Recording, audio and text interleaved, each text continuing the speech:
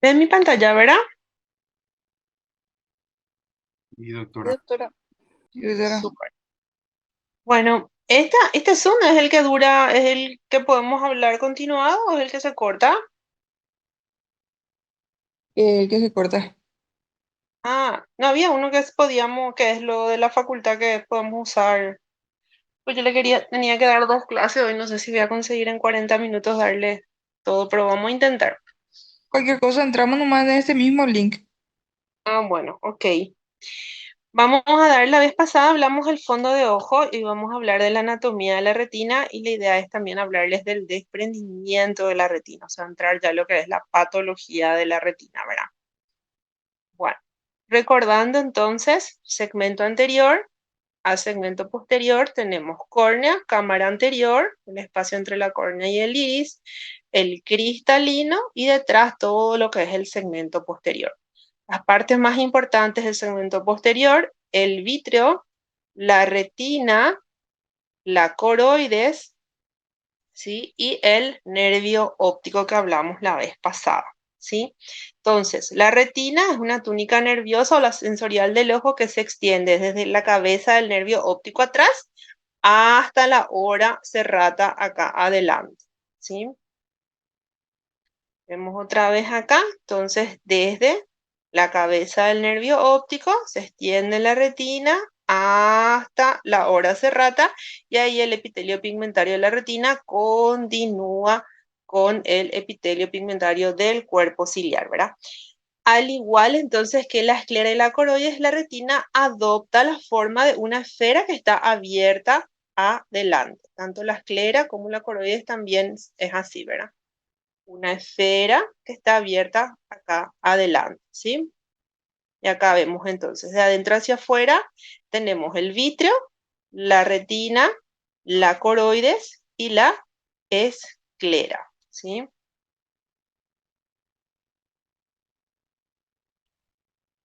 Bueno, la retina, no sé si recuerdan de la parte de histología, tiene varias capas, 10 son las más conocidas y hoy en día por la tomografía de coherencia óptica OCT, nosotros incluso clasificamos los retinólogos en más capas. Pero las más importantes son siempre las clásicas que seguro que ustedes estudiaron en histología, ¿verdad? Donde una de ellas, unas células muy importantes son la de los conos y los bastones, ¿verdad?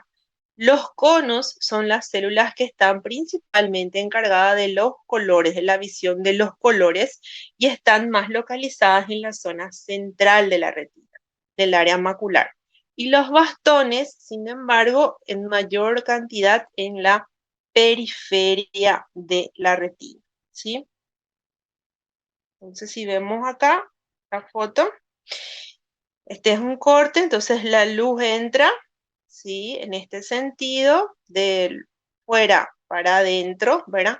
Y la primera capa que va a atravesar es la capa de las fibras de las células ganglionares. Después están las células ganglionares y ahí vamos hacia adentro hasta encontrar la capa de los fotorreceptores, que son la de los conos y los bastones, en contacto con la capa del epitelio pigmentario, ¿sí? Entonces esto sería, por decirlo, más interno y esto sería la parte más externa. Cuando nosotros hablamos de partes internas de la retina, estamos hablando de generalmente toda la capa de las células ganglionares, las plexiformes, que son las capas de conexión, que tenemos una interna y una externa, ¿sí? Y cuando hablamos de la retina externa, estamos hablando principalmente de la capa de fotorreceptores del epitelio pigmentario de la retina, ¿sí? Acá vemos claramente cómo las fibras de las células ganglionares se unen en esta capa de fibras nerviosas, vienen acá y forman después el nervio óptico, que obviamente atraviesa toda la órbita y bueno, va atrás a la corteza occipital, ¿sí? Estas son las 10 capas que son las más importantes o más conocidas, ¿verdad? De afuera hacia adentro, acá tenemos el vítreo, acá tenemos la coroides, sería el epitelio pigmentario, la capa de los conos y bastones, la limitante externa, la nuclear externa, la plexiforme externa, nuclear interna, plexiforme interna, las células ganglionares, las fibras de las células ganglionares o fibras del nervio óptico que vimos recién y la limitante interna, ¿sí? Siempre recordando que en las capas nucleares, como vemos acá, están los núcleos de las células y las plexiformes son principalmente capas de interconexión, ¿verdad? En las patologías donde ahí se produce o se acumula el líquido o se produce edema, ese edema generalmente se produce acá, entre las nucleares y las plexiformes. En esta zona es donde más se suele acumular el líquido, ¿verdad? Acá vemos otra vez, entonces, el epitelio pigmentario que está en contacto con nuestra coroides, los conos y los bastones, ¿sí? Y las células de la retina. Acá tenemos las células horizontales que, como vemos acá, conectan los conos y los bastones, ¿sí? Entre sí. Las células bipolares que conectan los fotorreceptores ya con las células ganglionares. Y acá tenemos las amácrinas que hacen también una conexión entre las células ganglionares, ¿sí? Entonces tenemos las que conectan, por decirlo, en sentido vertical y las células que conectan, las horizontales y las amácrinas en sentido eh, más bien horizontal, ¿verdad? Todas son muy importantes. Y después tenemos las células de Müller, que generalmente van de acá hasta acá, que sirven de sostén y nutrición para todo lo que es la retina. Entonces, otra fotito. Acá vemos otra vez. Entonces, la zona externa y la zona interna. El epitelio pigmentario de la retina, los conos y los bastones, las horizontales conectando los fotorreceptores entre sí, y de este lado las amácrinas conectando las células ganglionares y las bipolares haciendo la conexión fotorreceptor célula ganglionar, ¿sí? Bien, este es una imagen de un OCT, ¿verdad? Que es una tomografía de coherencia óptica, que si ustedes se fijan acá, nos hace un corte de la retina y a través de un de colores nos muestra. Es como una biopsia prácticamente de la retina. Realmente es espectacular porque nos muestra cada una de las capas. Yo sé que esta capa que es, sé que es esta, sé que es esta, sé que este espacio a que corresponde, porque realmente la correspondencia es exacta. Entonces, este estudio nos permite hoy en día saber, por ejemplo, si hay una hemorragia, ¿en dónde está la hemorragia? ¿Qué capa de la retina o qué zona está lesionada? Y eso ayudó mucho a estudiar mejor la fisiopatología de la gran mayoría de las enfermedades de la retina. Hay algunos exámenes de OCT que incluso, dependiendo de la resolución, nos muestra la coroides y podemos estudiar también enfermedades de la coroides, midiendo, por ejemplo, el grosor de la coroides, el estado de los vasos, si es que tu OCT o tu tomógrafo tiene buena resolución, vos podés ver células, como acá más o menos se ven en el vítreo. Podemos ver si hay desprendimiento del vitro posterior. Este es un OCT de región macular, como yo sé que es macular, porque acá vemos está la depresión de la fóvea, ¿sí?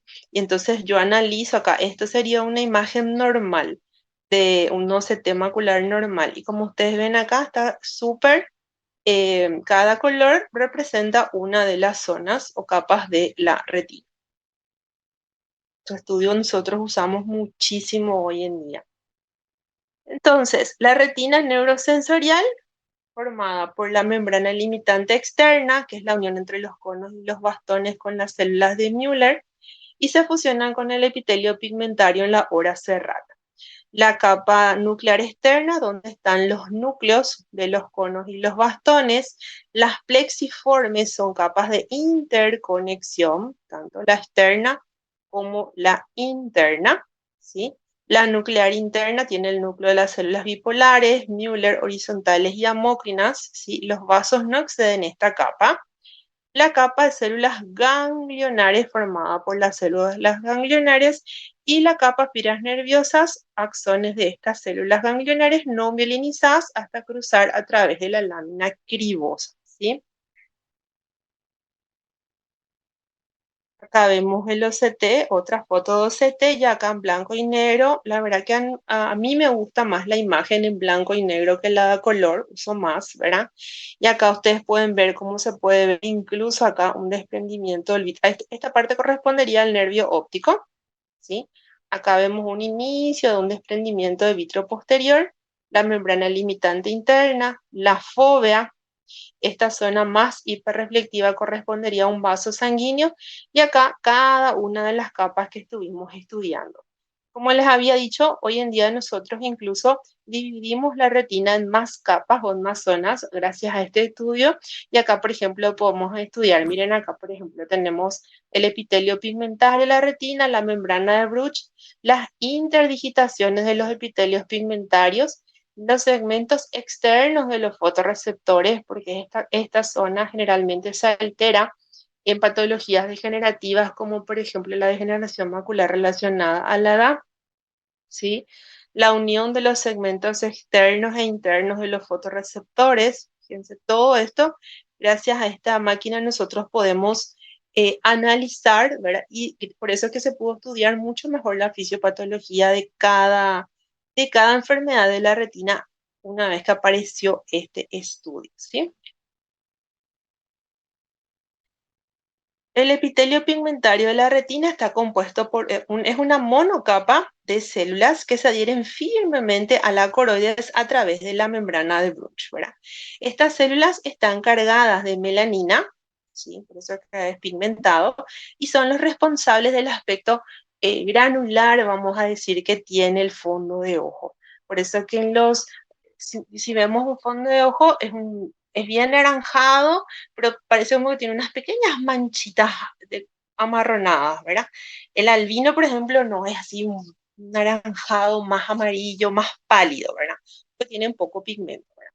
Pero normalmente estos gránulos son lo que le da ese aspecto granular al fondo de ojo, ¿sí? Acá vemos, esta es entonces el epitelio pigmentario, las uniones que son importantes para formar la barrera hematorretiniana eh, externa y el contacto con los fotorreceptores, tanto con los bastones como con los conos. Este epitelio pigmentario produce o sea, tiene una función muy importante de fagocitosis y renovación de los segmentos externos de los conos y bastones. Y en patologías degenerativas, esto se altera, por ejemplo. Y ahí viene la degeneración macular relacionada a la edad y otras patologías. Entonces, es una monocapa, ya dijimos, de células hexagonales que se extiende desde el disco óptico hasta la hora serrata, donde confluye con el epitelio pigmentario del cuerpo ciliar. Sus microvellosidades están en contacto con los segmentos externos de los fotorreceptores y hacen la limpieza, vamos a decir, de la retina, hacen una fagocitosis de estos segmentos externos de los fotorreceptores, y todo esto embebida en una matriz de mucopolisacáridos, ¿verdad? Y los complejos de unión son súper importantes para dar estabilidad a la retina y forman parte de la barrera hematorretiniana externa. Recordando que la coroides es altamente vascularizada y por acá pasa mucha sangre y sin embargo acá esta barrera es lo que permite que toda esa sangre de la coroides no pase a la retina, ¿verdad? Una barrera muy importante. Entonces, las funciones del epitelio pigmentario serían metabolismo de la vitamina A, transporte de líquidos y metabolitos, ya sea dentro, hacia la retina y fuera de la retina, la fagocitosis de los conos dañados, la nutrición de todo el tercio externo de la retina, ¿sí? Porque los 2 tercios internos dependen de la arteria central de la retina, y la totalidad de la nutrición de la zona avascular de la mácula. Además, Importantísimo para el mantenimiento de la barrera hematorretiniana externa, la absorción de la luz y la producción de la matriz de mucopolisacáridos que sirve de sostén al resto de la retina neurosensorial. Acá vemos, esta es una retinografía de un paciente con una degeneración macular relacionada a la edad, donde el mecanismo de fagocitosis de esos segmentos de los fotorreceptores está alterado y empezamos a ver cómo aparecen drusas, ¿sí? Acá, en el centro de la retina. Todas estas manchitas amarillas que ustedes ven acá, ¿sí? Son secundarias a una alteración de ese mecanismo o de ese epitelio pigmentario de la retina. La retina neurosensorial formada por el resto, tenemos principalmente ahí los bastones y los conos, hay más bastones que conos, acá ven 100 versus 6 millones más o menos. Los bastones están más localizados en la periferia de la retina, mientras que los conos están más localizados en el centro, ¿verdad? Y después tenemos las células horizontales, las bipolares, las ganglionares y los axones de las células ganglionares que forman la capa fibras nerviosas que después van a formar el nervio óptico. Entonces acá otra vez. Las células de Müller, que ya hablamos, que son células que principalmente trabajan como todo lo que es metabolismo y sostén de la retina, que se van desde la limitante interna hasta eh, hasta la limitante externa, ¿verdad? Soporte y nutrición es muy importante en el desarrollo y el metabolismo de la retina, se encargan también de la degradación de los neurotransmisores y son células de tipo astrocitos y microglia. Acá tenemos algunas alteraciones en la retina y es muy interesante que, como yo les había dicho la vez pasada cuando hablamos sobre fondo de ojo, creo que vimos algunas de estas imágenes, no recuerdo bien. Acá, por ejemplo, tenemos hemorragias en llama. Estas hemorragias en llama, por el aspecto que toman, que es como una hemorragia que vos le pasaste un pincel y difuminaste, yo sé que están a nivel de la capa de fibras nerviosas. Sin embargo, estas hemorragias más redondas o más puntiformes están localizadas en zonas más profundas, generalmente plexiforme externa, interna o entre los núcleos de las células. Entonces, dependiendo de la localización de esa hemorragia, toma un aspecto diferente en la retina y eso yo puedo ver al hacer el examen de ojo o en un OCT, por ejemplo, también tengo esta distribución. ¿Sí? Acá tenemos los exudados que habíamos hablado, también en capas más profundas, las plexiformes generalmente, y estos son los exudados duros y estos son los exudados blandos, blanco, más blanquecinos, más diseminados, que al igual que esto, entonces esto está a nivel de la capa de fibras nerviosas, solo que esto traduce isquemia, ¿sí? Infarto de la capa de fibras nerviosas. Esto generalmente es depósito de sustancias dentro de esas capas, ¿verdad? Las capas más internas. Eh, la retina dijimos que tiene dos sistemas vasculares, ¿sí? Que son independientes, ambos proceden de la arteria oftálmica. El que nosotros vemos en el fondo de ojo es el sistema de la arteria y vena central de la retina, que recordamos que se puede ver su entrada a través del nervio óptico, ¿verdad? Y de ahí se abren las 4 ramas que habíamos hablado la vez pasada. Nutre todo lo que es la neuroretina interna, prácticamente los 2/3 eh, internos, y se autorregula sola según las necesidades tisulares locales, depende de la endotelina y del óxido nítrico. Y después tenemos las ciliares, ¿verdad? Y de las venas vorticosas, que viene de la coroides, ¿sí? Nutre la neuroretina externa. Esto no podemos ver porque impide el epitelio pigmentario, ¿sí? Y se regula a través de la inervación simpática. Entonces acá vemos la arteria central de la retina, sería para la parte interna y para la parte externa, entonces depende de la coroides, de las ciliares principalmente. Recordando que la arteria central de la retina atraviesa las meninges y se incorpora al nervio óptico, ¿sí? Esta es la parte más estrecha de su calibre y es generalmente donde se producen los embolismos que pueden llevar a una oclusión de arteria central de la retina. Entonces viene acá la arteria oftálmica, da su rama central de la retina y acá penetra acá, entra y llega al globo ocular o al ojo a través de la cabeza del nervio óptico. Y después tenemos las ciliares posteriores que vienen acá para a través de la coroides, ¿verdad? Atraviesan todo lo que es la coroides y nutren todo lo que es la retina externa.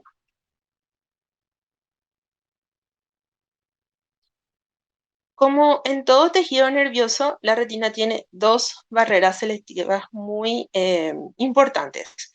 La interna, que está formada por el endotelio de los capilares de la arteria central de la retina, y la externa, que está formada por la membrana de Bruch y el epitelio pigmentario, ¿sí? Que ya hablamos. Acá tenemos otra gráfica de la vascularización de la retina. Tenemos la carótida, está la rama o la arteria oftálmica, y de ahí tenemos entonces la arteria central de la retina, que viene y entra al nervio y llega por ahí para toda la parte interna de la retina, y después tenemos las ciliares cortas, ¿sí? Y las ciliares posteriores un poco más largas, que es más para la periferia de la retina, y después tenemos las ciliares anteriores que van para adelante, ¿verdad?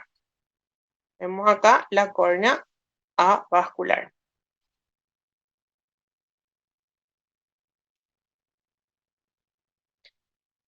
La mácula recibe nutrientes y oxígeno solo de la coreo capilar, o sea, depende de los vasos ciliares, ¿verdad? Y tenemos una zona muy importante que es totalmente avascular. Que vemos acá, esta es una foto, una retinografía contrastada del paciente. Se le inyectó un contraste y se puede ver toda la vascularización de la retina. Aquí sería el nervio óptico y fíjense cómo acá no hay contraste, porque es una zona avascular, ¿sí? Esta zona vascular tiene que tener cierto tamaño. Por ejemplo, si está aumentada, podemos sospechar que hay una isquemia, o si acá aparece contraste, quiere decir que hay una alteración de la barrera hematorretiniana y estamos teniendo un edema, ¿sí? Entonces esa zona siempre solemos controlar. El vitrio ocupa el cuarto quinto del volumen ocular, es una vía de paso metabólica usado por el cristalino, el cuerpo ciliar y la retina. Peso aproximado 4 gramos, volumen aproximado 4 ml y su composición principalmente agua, como vemos acá, y además de agua, colágeno, hialocitos y ácido hialurónico. El vitrio básicamente se divide en vitrio cortical, la base del vitrio, que está acá, ¿sí? Y la fosa pastelar. Hay zonas donde el vitrio está muy adherido a la retina, ¿sí? Y son las zonas que con la edad principalmente, el vitrio que está adherido a la retina con la edad tiende a desprenderse, es un proceso fisiológico, creo que ya hablamos un poquito de eso, y tiende a irse hacia adelante, hacia el segmento anterior. Entonces, en estas zonas donde el vitrio está muy adherido, es donde a veces estira la retina y puede llegar a romper, ¿verdad? Principalmente, vamos a ver en la siguiente clase, en zonas donde la retina vamos a decir, frágil, ¿verdad? Hay pacientes que vienen con degeneraciones retinianas periféricas que facilitan por eso al vitrio estirar estas zonas, romper, desgarrar y producir un desprendimiento de retina. Hay otra zona donde está muy adherido el vitrio a la retina, son los vasos, por ejemplo. Entonces, a veces cuando se está desprendiendo fisiológicamente el vitrio, tracciona el vaso y puede producir una hemorragia vítrea sin llegar a producir un desprendimiento de retina. La última zona donde se suele desprender es en el nervio óptico, ¿verdad? Y a veces ese desprendimiento es tan fuerte que deja luego una marquita, le llamamos anillo de Weiss. Cuando vos miras en el fondo de ojo, ves como un circulito que está ahí encima del nervio óptico, ¿verdad? Eso traccionó muy fuerte y quedó ahí con la forma, ¿verdad? Entonces, las áreas de adherencia son la base vítrea, que está fuertemente adherido y generalmente es la única zona que queda adherido al vítreo, los bordes de la papila, la región perifoveal, la periferia de la cápsula posterior del cristalino, en esta zona. Por eso que cuando tenemos, por ejemplo, un niño y tenemos que operar de catarata, ahí complica porque esa adherencia a la cápsula posterior suele ser muy fuerte. Y los vasos de la retina. Es importante también César, saber, sí, disculpame que te moleste. ¿Será que podemos parar acá un ratito? Viste que ya se está por acabar el tiempo. Y entonces salimos y volvemos a entrar en el mismo link, si le parece. bueno, sí, dale. Salimos Dale. entonces y entra en el mismo. Sí, así mismo. Ok.